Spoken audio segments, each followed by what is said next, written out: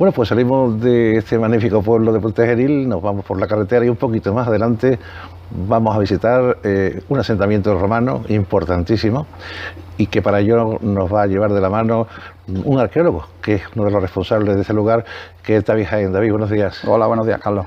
Un saludo muy cordial desde Sevilla y sobre todo preguntarte qué datos históricos tenemos de este asentamiento. Pues el asentamiento data del mediados del siglo I y tiene una continuidad histórica hasta el siglo XIII. En esos años de asentamiento en el lugar ha habido varias fases en las que podemos localizar época de la primera fase romana del siglo I al siglo III, IV, una importante que es la villa romana en sí del siglo IV al V, VI, un paréntesis en esa época visigoda que llamamos comúnmente y luego en época islámica también hay asentamiento en el lugar. La denominación de origen, ¿cómo se llama?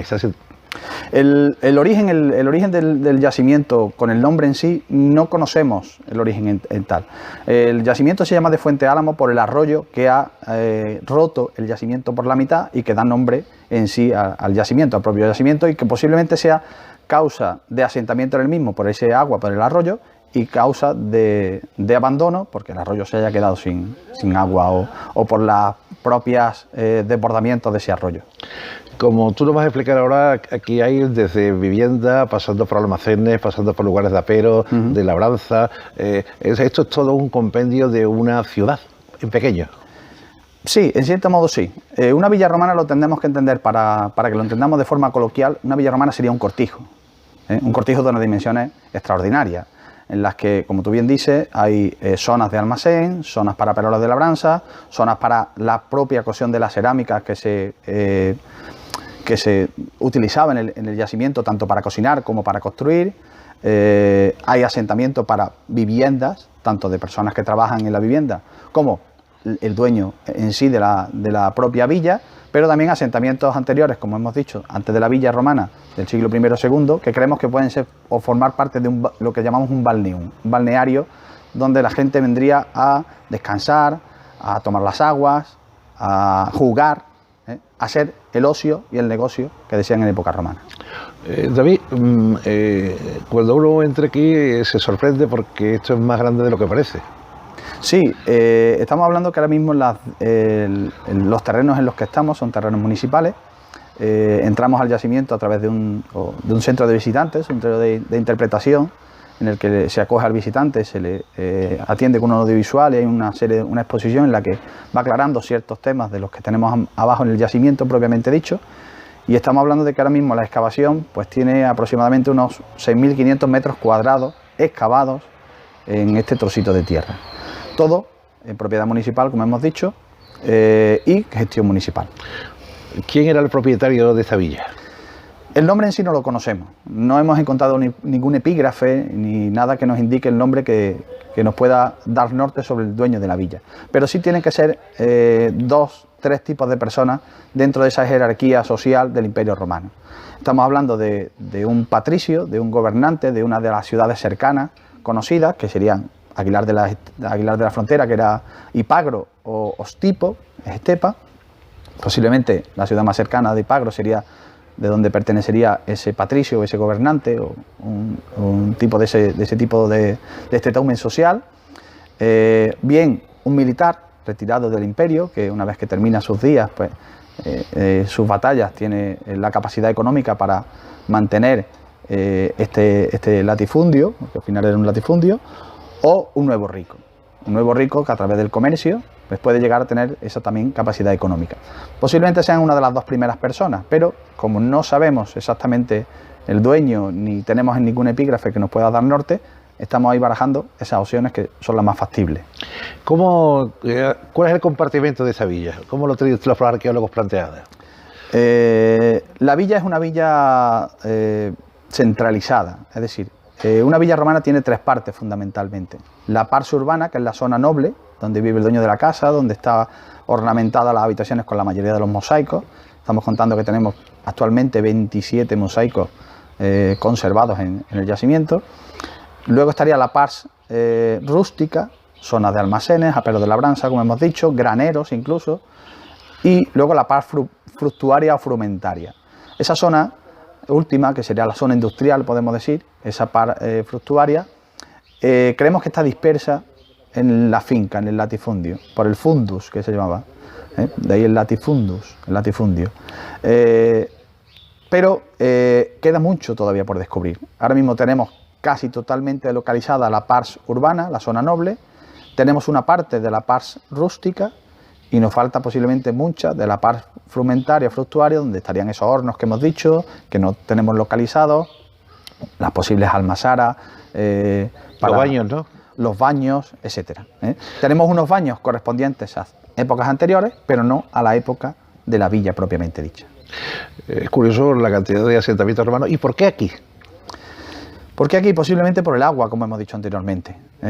El agua que sería la que daría el manantial del arroyo de Fuente Álamo, y que fueron los primeros que se asentaron en el lugar, más que en la villa, los del balneario los que controlasen el agua y pusiesen en marcha un sistema de canalización para todas las estructuras hidráulicas que hemos encontrado, como unas piscinas, unos estanques circulares con 16 metros de diámetro, una piscina de 10 por 20, en la que se puede uno nadar, una natatio. Y ese tema del agua sería el que controla el yacimiento. También posiblemente por un cruce de camino. Ese cruce de camino, que como hemos dicho anteriormente, habría dos ciudades cercanas, que serían Estepa o Aguilar de la Frontera, pero hay que tener en cuenta que en el término municipal de Puente Genil creemos que hay dos ciudades romanas más. Una, que sería la más cercana al yacimiento de Fuente Álamo, es conocido como el yacimiento de las Mestas, que está en el embalse de Cordovilla, cerca del pantano de Cordovilla. Y que posiblemente una de las vías que llegaba desde Ipagron hasta las Mestas, o lo que podríamos localizar como Ningis, algunos dicen que sería esa ciudad de las Mestas, sería Ningis, sería ese camino que atravesaba, como hemos dicho, desde Aguilar a las Mestas y que posiblemente pasase cerca del yacimiento. Es por lo que se asientan en el yacimiento. Debido a que no hay ahora mismo fronteras ni lindes, sino que son todos hipótesis de trabajo, estamos hablando de casi 4 hectáreas de finca más. Es como dices, complicado. La forma de trabajar en arqueología, hay dos formas de trabajar en arqueología, en la excavación propiamente dicha que conocemos y una cosa que conocemos como la prospección arqueológica. ¿Qué es eso de la prospección arqueológica? Eso es andar por el campo básicamente y ver con ojos de arqueólogo los restos que hay encima de la tierra para dilucidar si hay yacimientos arqueológicos. Con ese sistema nosotros tenemos localizado en Puente Genil más de 50 yacimientos arqueológicos. Desde el Paleolítico Medio hasta época islámica tenemos yacimientos en Puente Genil. Pero las dimensiones que tiene el yacimiento actual, como bien dice, no se corresponden con las que tendría en época romana. El yacimiento ahora mismo ocupa, o lo que nosotros, la propiedad municipal ocupa aproximadamente unos 15.000 metros cuadrados, pero el yacimiento sí puede llegar a 40. ¿Por qué? Porque además tenemos localizado a través de esa prospección restos que se nos salen de los límites municipales. Es decir, las fincas colindantes tienen restos arqueológicos de época romana, pertenecientes posiblemente a la villa o al balneario o al propio yacimiento arqueológico. La Junta de Andalucía, las diputaciones, los ayuntamientos ponen en valor todas estas excavaciones y sobre todo lo ponen como en valor turístico porque también es patrimonio de la humanidad, pero también es una zona visitable que a fin de cuentas conlleva un flujo de turistas también, ¿no? Sí, hay que tener en cuenta con esa dimensión del yacimiento, como hemos dicho, el yacimiento de Fuente Álamo está declarado como BIC, ese bien de interés cultural, la máxima figura de protección legal que tiene un yacimiento o un monumento. Esto podemos decir que es comparable con la protección que tiene la mezquita o la giralda. ¿De acuerdo? En torno a eso, pues, como hemos dicho, la gestión y la propiedad municipal, pero claro, fondos estatales, Consejería de Turismo, Secretaría de Turismo, Consejería de Cultura, etcétera, delegación de la Junta de Andalucía en general, la Diputación, a través de muchos y muchísimos fondos, incluso europeos, hemos podido poner en gestión y en valor todo esto que estamos contando. Siempre contando que la gestión siempre ha sido municipal, pero además contando con muchísimas ayudas. De hecho, actualmente estamos con un proyecto que se denomina el 1,5 cultural, que viene del Ministerio de Fomento, en este caso, para que veamos hasta dónde podemos llegar con el patrimonio histórico en España. Que no solamente depende de cultura o depende de turismo, sino el propio Ministerio de Fomento, a través de la ley, de la legislación actual, tiene un programa en el que hay que destinar el 1,5% cultural para la protección del patrimonio histórico en España.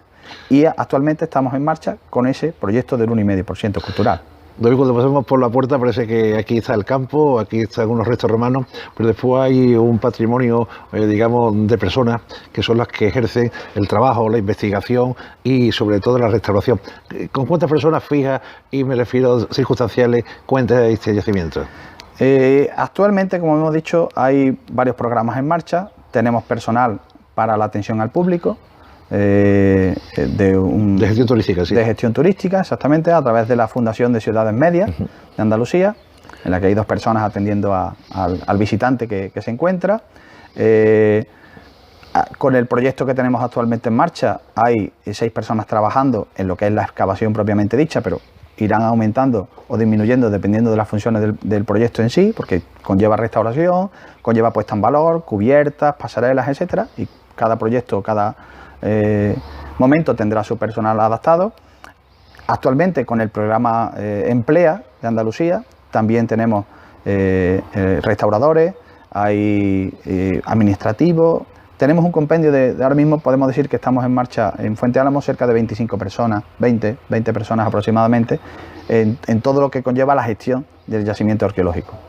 Además, por supuesto, con el director al cargo del yacimiento, que es Manuel Delgado, y yo como arqueólogo en el propio yacimiento. David, cuando encontréis los restos, unos están fijos porque están, digamos, preñados dentro de la historia y están compactos. Hay otros que son volátiles, que me refiero a estar alrededor.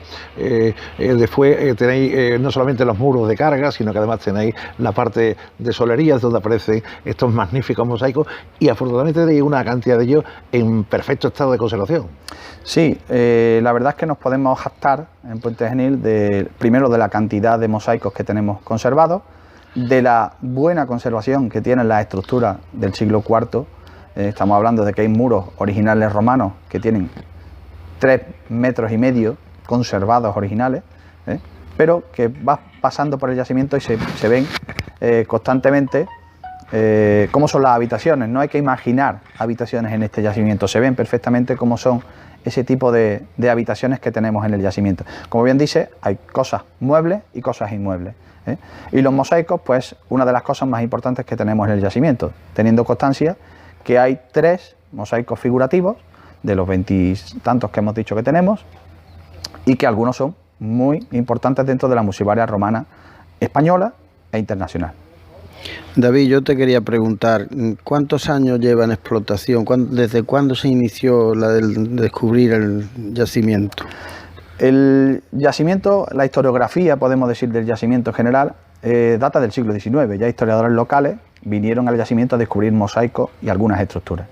Pero el primer mosaico que se conserva y se excava con metodología arqueológica es del año 1982. Luis Alberto López Palomo excava el mosaico que denominamos de nilótico, que es único en el mundo por el tema ya no solo de musivaria que tiene, sino por lo que rodea ese mosaico, que es un cómic en el que los personajes están entablando una conversación. Ese fue en el año 82. En el año 85 se descubren unos 300 metros en los que aparecen otros 2 mosaicos figurativos, pero el yacimiento no se podía visitar en esas fechas. Hasta que en el año 99, 2000, a través de unos fondos europeos y la inquietud del actual director del yacimiento arqueológico, que estaba como técnico de patrimonio en el ayuntamiento, pues empieza a poner en funcionamiento las posibles visitas que se puedan hacer al yacimiento y la puesta en valor directa del yacimiento. Y desde esa fecha hasta la que contamos actualmente, de forma ininterrumpida, pero, bueno, ininterrumpida no, constante, pero con ciertos parones por el tema de infraestructuras lógicas que hay que montar para montar la visita, pues se viene trabajando en el yacimiento así. Visitas estables, podemos decir, pues desde el año 2006.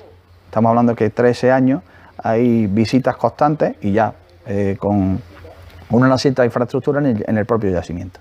Entonces nosotros vemos que habéis ido andando sin prisa pero sin pausa.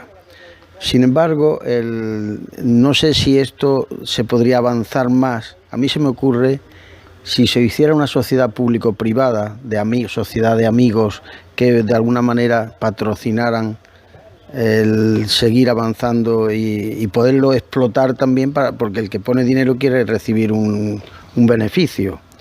¿Ves alguna posibilidad de que se pudiera correr un poco más o que se pudieran hacer más cosas involucrando más a la sociedad que apoya de Puente Genil o de la provincia de Córdoba, digamos, una especie de unión público-privada para desarrollar esta actividad de una manera más rápida y más intensa? Sí, cabe esa posibilidad. Hay lugares, o incluso bueno, aquí en Fuente Álamo, con todas estas vicisitudes que hemos tenido desde el año 2006, una de las cosas que nosotros siempre hemos intentado es implicar a la población para que se conozca, se divulgue y se conserve. Que esos básicamente son las 3 pilares fundamentales para que esto siga adelante. Por supuesto, el dinero, el económico. Una asociación de amigos de Fuente Álamo, pues claro, es fundamental que la propia sociedad se haga dueña, entre comillas, del yacimiento, para que esas tres premisas que hemos dicho sigan adelante. Para que avance, pues posiblemente. Más o menos lento, va a depender sobre todo de la capacidad que tenga el yacimiento de absorber esas ayudas. Por mi experiencia como directivo de Unión Fenosa, nosotros patrocinábamos un yacimiento arqueológico en Galicia, que es Aquisquirquenis, incluso otro en Egipto, que nos daba, de alguna manera, devolvíamos a la sociedad parte del beneficio que cogíamos. ¿Estáis fomentando el que haya empresas que pudieran poner aquí su logotipo y patrocinar actos o algo para que haya unos ingresos fijos más altos, además de los ingresos por visitante, cuando el precio que cobréis? Actualmente no hay ningún programa en el que se incluya ese tipo de patrocinio por empresas, como bien dice, ¿vale? Pero sería interesante. Yo creo que es la tendencia a la que hay que seguir, esa complicidad público-privada, en la que el privado, como bien dices, no solo sea en beneficio suyo, sino también en beneficio de la sociedad a la que sirve. Pero también hay que devolverle ese algo a ese privado. Aquí nosotros hemos hecho actividades en las que se han presentado vinos de la zona de Puente Genil, en estas zonas. Se ha presentado aceite, se han hecho presentaciones de catas de vinos. Hay actividades que dentro de lo que cabe nosotros ofrecemos al privado que pueda hacer uso, entre comillas, del yacimiento para alguna actividad, alguna reunión. De eso sí se ha promovido en el yacimiento. Pero propiamente, económicamente, podemos decir, no repercute en el yacimiento, sino muchas veces en la visibilidad de ambos, para publicitarnos mutuamente, que dentro de lo que cabe al final es una aportación. Nosotros, David, estamos cada vez más cercanos a la gobernanza en la parte civil con la parte política. No va a haber dinero para todo y entonces tiene que haber una implicación de la vida civil. De hecho ya se está haciendo en muchos sectores, la cultura la está cogiendo la sociedad civil, si bien pone los espacios la parte pública, los patrocinios vienen de la parte privada, pero sin embargo ellos ponen medios para que se puedan realizar. Es decir, esto tiene que ser una simbiosis ya, como tú dices, y de la mano la sociedad civil como interesada en su patrimonio, más el elemento político que es circunstancial, pero que al fin y al cabo realiza aportaciones. Sí, como hemos dicho, los tres pilares de la gestión de un sitio, de un patrimonio, es esa conservación, esa difusión y esa protección. La conservación, si no se conoce, no se puede conservar.